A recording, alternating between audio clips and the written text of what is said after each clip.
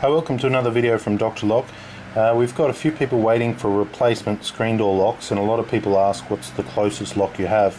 Up until now there hasn't been too many locks which actually have the same similar footprint. This particular lock now that we found does have the same footprint.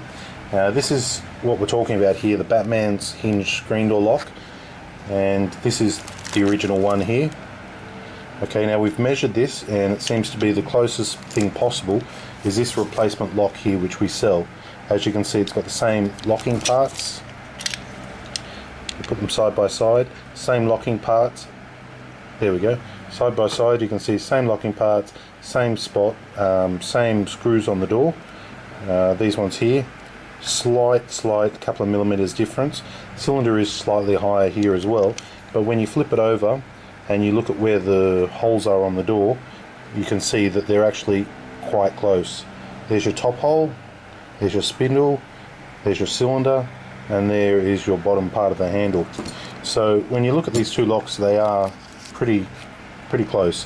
Also, they have the same type of part on the back for the 3-point locking, but be aware, if you are going to have 3-point locking, you will need to buy the new locking kit, which we have as well. I'll do that in the next video.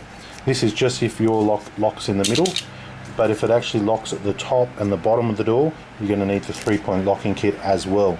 So the closest replacement lock we have for the Batman screen door lock is this one here, which will be listed on our website as replacement for Batman screen door.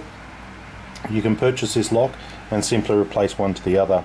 With this lock here, sometimes the cutout around here, there'll be your aluminium door will need some cutout, will already have a cutout. So this lock is good because it's the closest thing possible, saving you from having to file and things like that.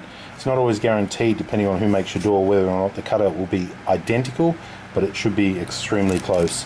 So just looking at this one more time, the thickness of both of these locks here, pretty close. The length of it, very close.